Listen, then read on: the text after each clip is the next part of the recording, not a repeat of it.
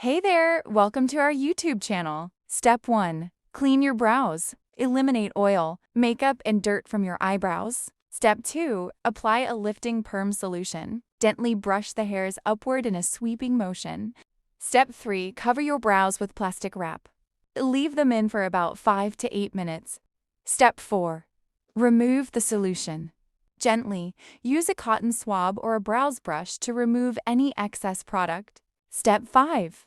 Apply a fixing, neutralizing solution. Brush your brows in the desired direction for added shape and volume. Step 6. Cover your brows again. Leave them in for another 5 to 8 minutes. Step 7. Map and shape your brows. Use a brow mapping tool to create precise, even lines or shape your existing hairs. Wow, beautiful. Look in the mirror and marvel at the transformation of your brows.